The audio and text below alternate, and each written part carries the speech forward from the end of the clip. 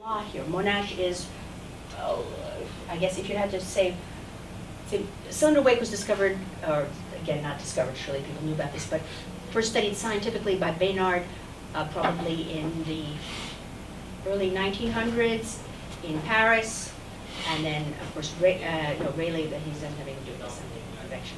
And then von Karman, that's in Germany. Did he do this work at Caltech, or did he do his work in Germany, in Göttingen? Okay, so those are the places of cylinder weight. But if you had to pick a third place, it would be Monash, as far as cylinder weight goes. Cylinder weight, this is the center of cylinder weight research. And I hope I give correct attribution to it. Well, I guess, we have to put it in Princeton. It would be CSIRO, really. Sorry? It would have been CSIRO. Yeah. Predated everybody. All right, well, okay, maybe it's not third, but it's up there. Maybe it's fifth. Okay. Okay, so cylinder weight. You have a cylinder, and imagine this, this is all 2D for the moment. You have this cylinder, and it's infinite. It goes over there. It has to be infinite for the reasons that we talked about before this, to say you don't want there to be a special point, which would be the end of the cylinder, so it's easier to study things that way. And then you have flow that's going around, it separates here. And this is one of these interesting things, I think, again, maybe you'll this is called ideal fluid flow, and that's without viscosity. And without viscosity and with infinite viscosity gives the same picture, when you say. Yeah, there's this weird thing. Yeah. But anyway, but we're not interested in that. We have finite viscosity, so we don't have to worry about this. Okay, so ideal fluid flow. Then as you increase the Reynolds number from Reynolds number of 0 to a little bit finite, you get this recirculation zone, but that's not a bifurcation. That's something that grows from 0 and gets continually larger. What is a bifurcation is the appearance of this time-dependent flow, the von Karman vortex tree, and I showed a picture of that, a film of that a few days ago. So Yes? people often get confused about this fact that this appearance of these two recirculations is not a bifurcation. So Yes. it's not a bifurcation. Why is it not a bifurcation? Because for infinitesimal Reynolds number, it's of infinitesimal size. There's no discrete Reynolds number at which they first appear. If you like, they appear at 0, but they're infinitesimally small. Would you agree with that? Yeah. Okay. I wasn't actually sure of that, but I'm glad to have that confirmed. Same with vortex breakdown, right? Vortex breakdown is not a bifurcation. It is something that is infinitesimal and then it's big. Here, okay, this is a famous picture of this experiment, and you see several symmetry breakings. You see, in particular, that the symmetry between top and bottom has been broken, and this is important, well, theoretically, but it's also important numerically because it means that you can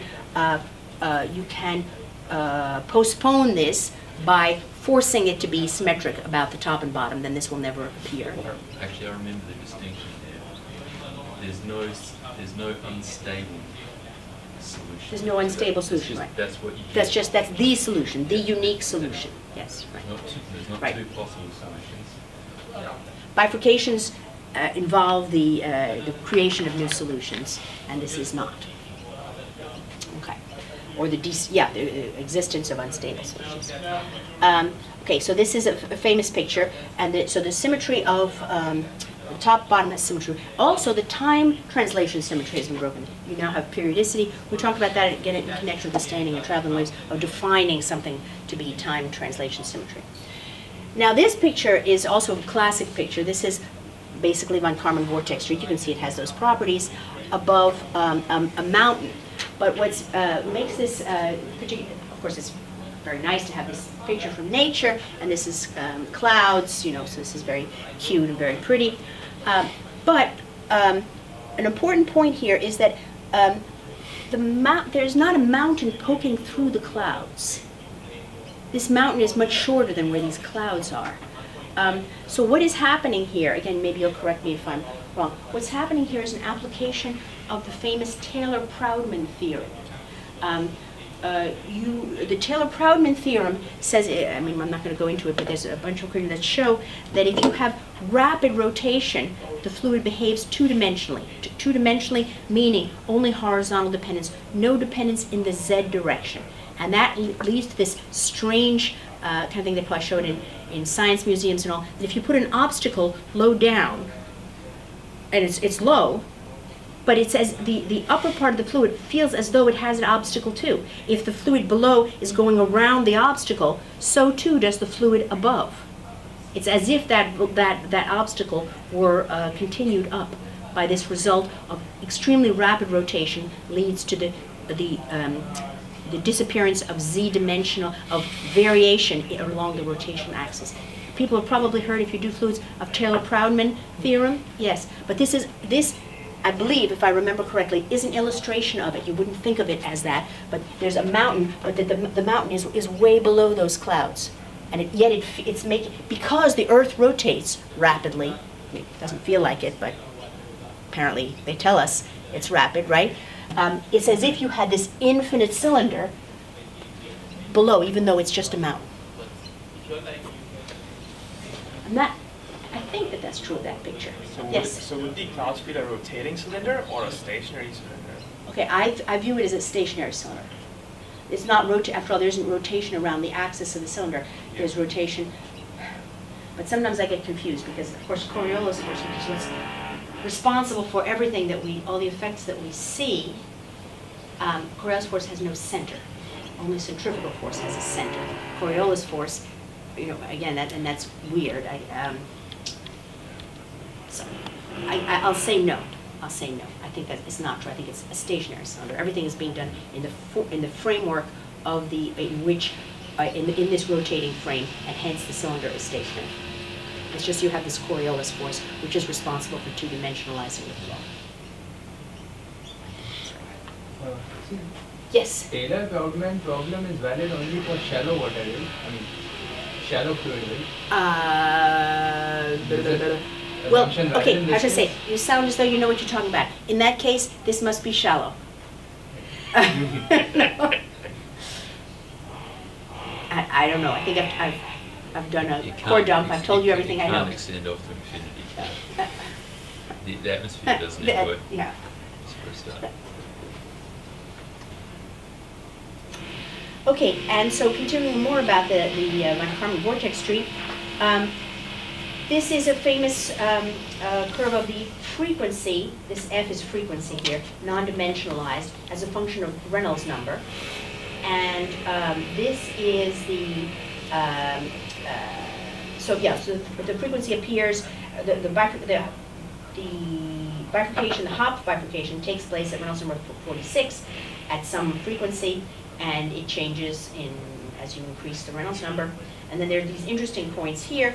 Then people wanted to know what that was, and they could see that things happen, and we'll discuss that a little bit more. The two-dimensional flow, that is to say this flow here, this one here, this one here, and this one here, is a function of x and y, and it's periodic in t. It's a Hopf bifurcation periodic in t. And it's two-dimensional. There's no flow in the third dimension. And now what I'm going to talk about is linear stability analysis of this flow. So before, I'm talking about quite different applications of flow K theory. The Faraday one, there was this time dependence that came from the fact that you went in this oscillating frame, so that you had oscillating gravity. Your flow was, until the bifurcation, was stationary, but you had this force that was oscillating because you were in the rotating frame. Now we are going to do linear stability analysis about this limit cycle, this von Karman vortex tree, and that is going to make the time dependence appear in the same way as it did over here. I told you that linear stability analysis about a limit cycle was necessarily a flow K problem. And that's what we're discussing. Now, we could say that about Faraday as well. We could say that if we really take everything into account, that fluid layer is doing a limit cycle because the gravity is oscillating, but it's not quite that satisfying. It's in the boundary condition. It's not it's not the fluid that's doing it. Whereas here, it's definitely the fluid that's doing it. And I've put up, I should have had, wording again, my little movie of the, everybody remember the movie of the weight, right? Okay, so here we go. We have a 2D limit cycle, and it obeys the two-dimensional Navier-Stokes equations, which are written here. We have a 2D pressure, we have a 2D nonlinear term, okay. And this is this is not a fixed point. This is something. This is a non-trivial object that has to be computed numerically and requires, I don't know, a couple million points maybe. It's a big thing. This guy here. Okay. And now we're going to do linear stability analysis about this. So we take a U2D and we add, that's green, yeah, the U2D is green, and we're going to add the little U3D, which is blue. Okay, and I guess this is the problem of doing slides instead of, otherwise I would have written the whole thing and then I would have canceled all the terms that cancel. But let us write Navier-Stokes, in which case we have, oh, should I do it? Write the whole thing. So, do we have blue and green? No, or maybe,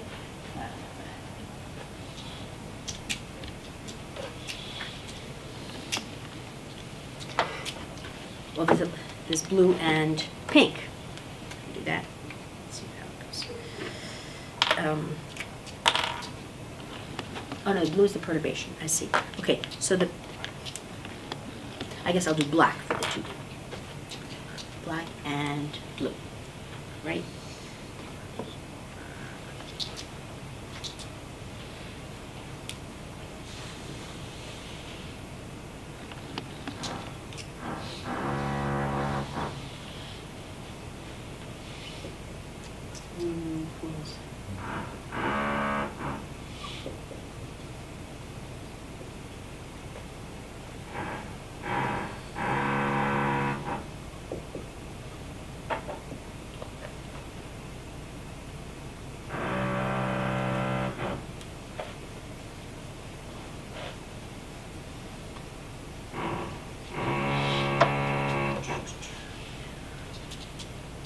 Wrong color.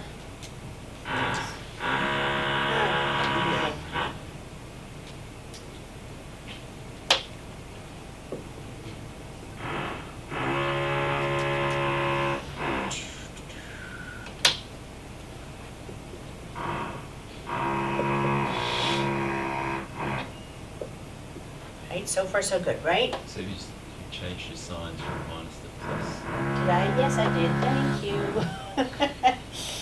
Okay.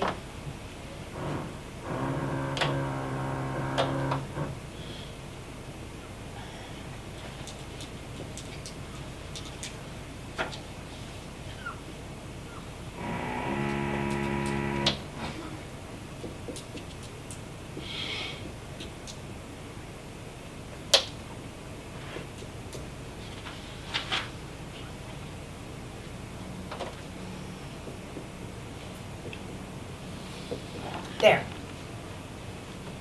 Okay? Right? I just substituted the black one plus the blue one.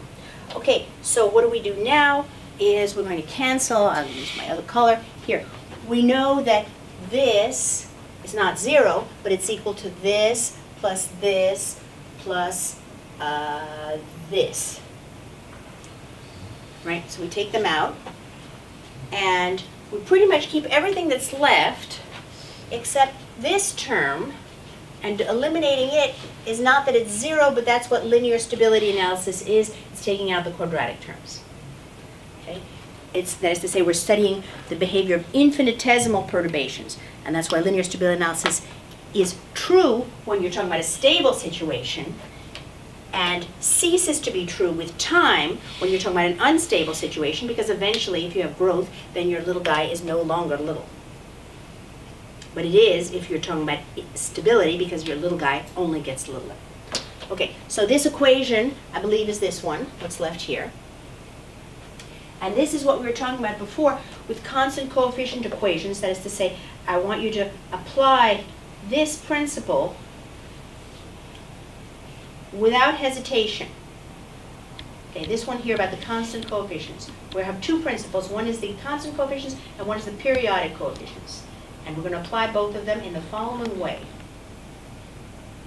We're going to say that we are homogeneous in Z. That meant there is no Z dependence, like constant there's no special value of Z. That's another word for homogeneous in Z.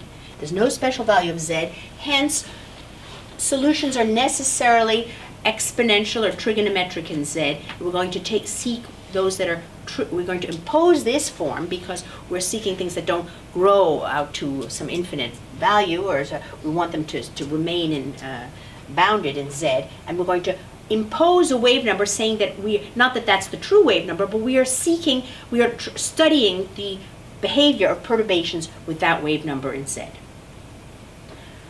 We are also homogeneous in time. This equation has no special values of time. It's like a constant coefficient. It's constant coefficient as regards time. No values of time are special. Hence, solutions are of this form, where this could be complex. We're not specifying that. That's going to be a consequence. The beta is going to be put in, and the lambda is going to come out. Now, here, I stopped doing exponentials. Why is that?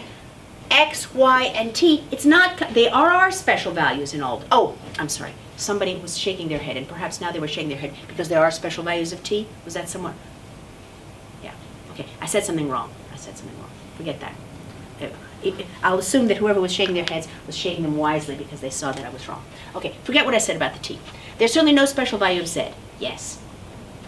There are special values of X and Y. Will you see them? Here you're really close to the cylinder. Here you're further, here you're further, here you're further.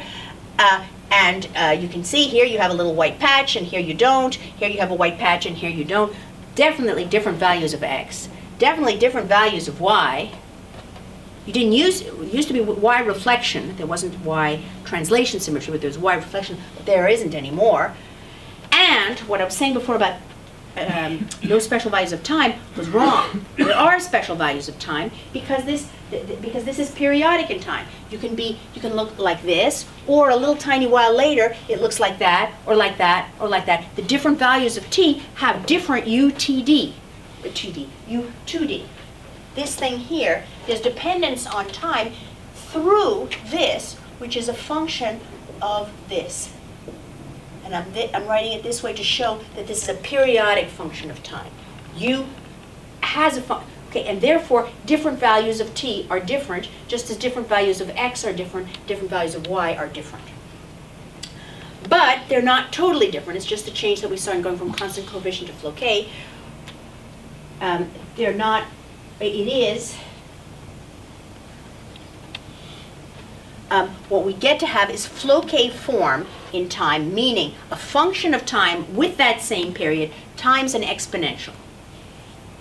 It's in flow k form, but we get to apply all these hypotheses separately. That is to say, it's homogeneous in Z, yes, and it's flow k in T. And in X and Y, it's arbitrary. And not arbitrary, but I mean, there's no special form. We don't know what the form is. Okay? It's going to be a reflection of whatever form it is that we have here. So therefore, this is a big simplification, you can see. So even though we can't do things analytically with flow k theory, we can simplify our calculations. We know that we have this form. There, we can set a beta.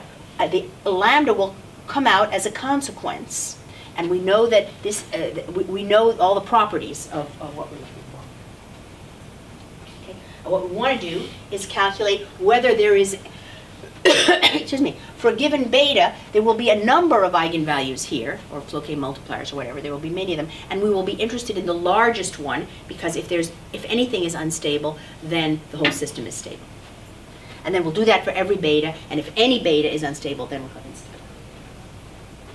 And these are the results. This is from Barclay and Henderson, 96. You were around then, or yeah, you were, okay.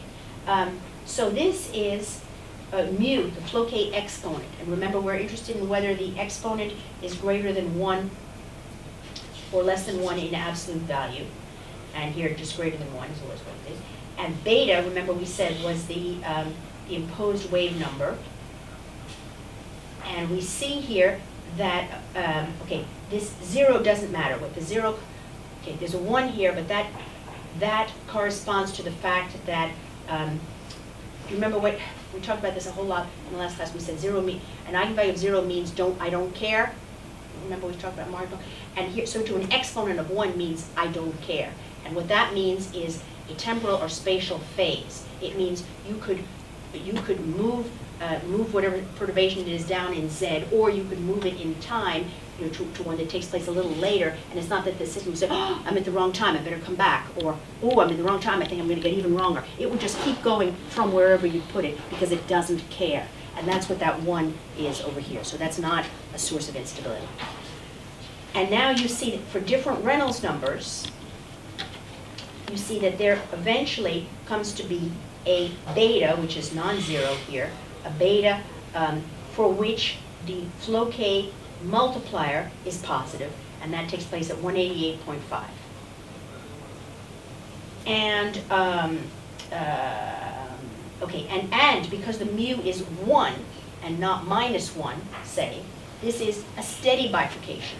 A steady bifurcation of the limit cycle, meaning a steady bifurcation of the discrete dynamical system that you obtain by sampling it every period. And by sampling it every period, I mean that you'd be,